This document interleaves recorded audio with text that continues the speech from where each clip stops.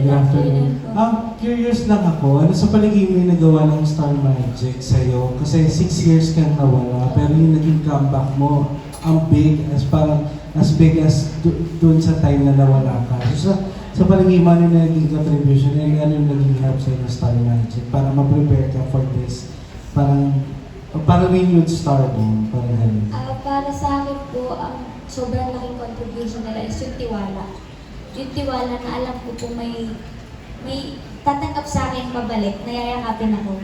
May tiwala na inassure nila ako na hindi mo kasalanan kung gusto mo magpahinga. Hindi yan kasalanan, hindi kami magtatanim ng galit sa'yo.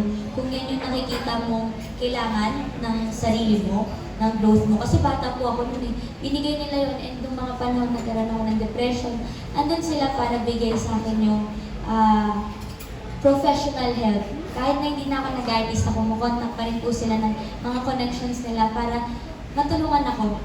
And lagi pa rin, wala silang sinabing masama about sa akin, sa mga boss, sa mga nagbibigay ng trabaho.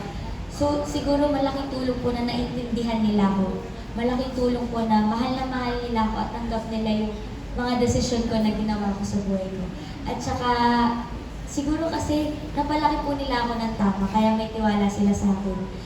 Alam po nila na nasa magandang path po yung tinataha ko. Kahit may mga biglaan akong desisyon, alam nila na for the better and for my own sake yung desisyon ko na ginagawa.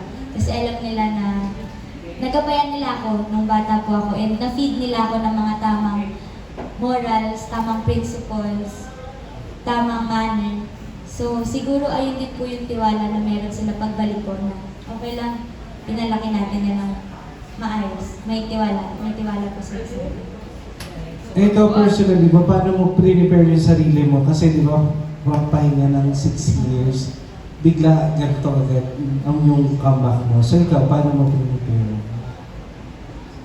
Siguro ang magandang character ko po, hanggat hindi po ako nagpe-prepare, may confidence po ako. Hanggat hindi ko po ina-analyze yung mangyayari, mayabang ako, may pride ako, na kaya ko to. Ayabangan ko yung sarili ko, kaya mo yan. Kung baga nakikipagyabangan ako sa sarili ko, hindi ako nagpapatalo sa kanya na papangunahin ko yung takot, yung kaba, yung doubt. Meron po akong pride sa sarili ko na pag kaya mo yan, kaya mo. Halimbawa, pagyayabang ko sa mga klase ko na marunong ako yan, kahit di ako marunong. Pero pag pinakita ko, marunong pala ako, kaya ko pala. Parang ganun po. Parang pinapaniwala ko yung sarili ko na kaya ko pa rin, kaya ko pa rin. Hanggang sa isa-show ko na lang na kaya ko pala. Tapos pag nakita ko po na kaya ko pala, doon po ipe-prepare lalo yung sarili ko properly. Kailangan ko munang i-take yung risk bago ko po i-hold yung ginagawa ko mismo. Kailangan ko po munang subukan agad bago ko po ma-preempt or bago ko po maramdaman lahat ng doubt. So, para po akong lumalaban ng hindi armado, pero may plano. Parang gano'n. Parang gano'n. Ito na lang sa'yo, kasi ang bata mo pa rin, kahit sabihin mo nasa 22 na, pero bakit ang tapang mo? Saan ka kumukuha nung parang ang tapang na as early age na 20 ganyan? Ganun na yung mindset mo?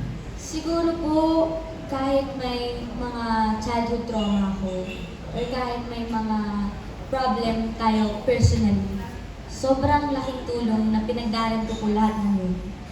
Lahat ng akala ko ikagagalit ko sa family ko or sa mga tao outside ng family ko na may nabato sa akin masama. Parang inabsorb ko po yun. Inabsorb ko yun ng inabsorb hanggang doon ako nakahanap ng tapang. Yung mga hindi natin pabor na pagpapalaki sa atin, malaking tulong pala siya para maging matatag or maging matapang tayo. Pero sana tayo din yung magbe-break nung ganung way para mawala yung trauma. Para hindi ko kinailangan tumapang ng ganito dahil lang victim ako noon. So parang kung ano man yung pinagdaanan ko po noon, thankful ako doon kasi naging ganito ako katapang at a very young age. And maaga po kasi ako namulat sa kung ano nangyayari sa paligid ko. Kasi bata pa lang ako, nasa industriya ako na sobrang laki, sobrang hindi naman tayo healthy noon nung nagtatrabaho ako ng bata ako. Hindi tayo healthy na iintindihin natin yung mararamdaman ng bata, iintindihin natin kung ano yung bawal at pwede marinig ng bata. So, natulungan din siguro na napwersa ko yung sarili ko po, na tumanda agad, na mag-mature agad. Pero kung may mas better na way, siguro yun yung pwede nating itulong sa next generation. Kasi hindi naman sila lahat magiging ganito rin yung kakalabasan. Hindi porket nagawa natin na tumapang tayo dahil ganun yung pagpapalaki sa atin. Ganun din po yung pagpapalaki natin sa next generation. Thank you. Thank you po very much. Thank you po very much. How do you see yourself 5 years from now? Still in showbiz or gusto mo i-pursue yung naging dream mo as non-showbiz? Siguro satisfied na po ako dun sa rest na nakuha ko. 5 years from now, nakikita ko pa rin po yung sarili ko na nag-hustle. Nakikita ko pa rin po yung sarili ko na tumatanggap at pinag-aaralan yung industriya natin. And yung mga trabaho na ibibigay nila sa akin, pinag-aaralan ko pa rin. Feeling ko, 5 or 10 years from now, niyayakap ko pa rin po yung craft na meron. Very good. Any more questions sa ating mga bisita? Ayan! Come here, dear. Good afternoon po. Hello po. I'm Carlos. Good afternoon, sir. Tanong ko lang is, kasi nung bata ka, sikat ka na. Lalo na sa showbiz industry. And nung pagbalik mo ba sa showbiz industry, hindi ka ba natakot na baka hindi ka na sumikat or hindi ka natangkilikan ng mga tao? Ako po kasi simula nung bata ako, hindi ko po talaga pinapasok sa utak ko yung fame. Hindi ko po talaga iniisip na kilala ko, mas kilala ko kay ganito, mas kilala ko kay ganito.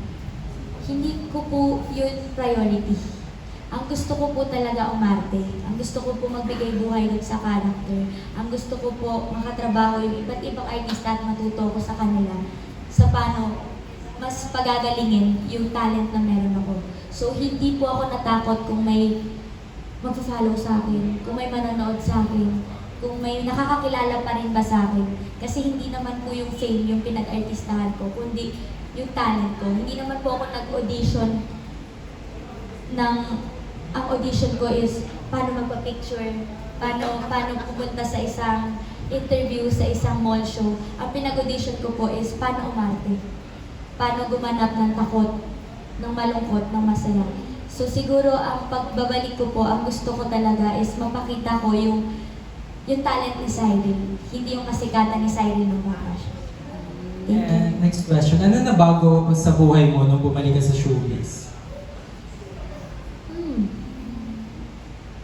Siguro malaking nabago kung pagiging practical po ang pag-uusapan, financial health.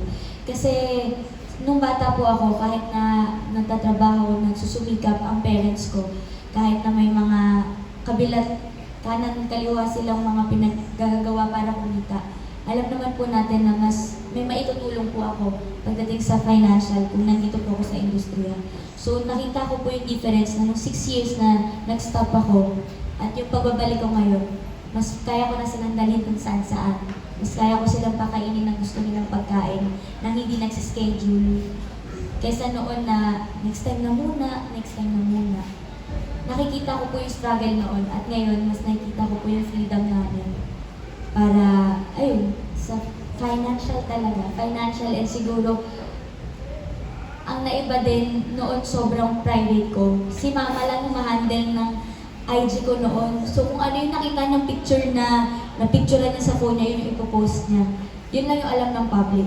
Pero ngayon, kung ano po yung gusto kong malaman ng public, yun lang yung malalaman ng public. Yun din, yung private and public life ko po.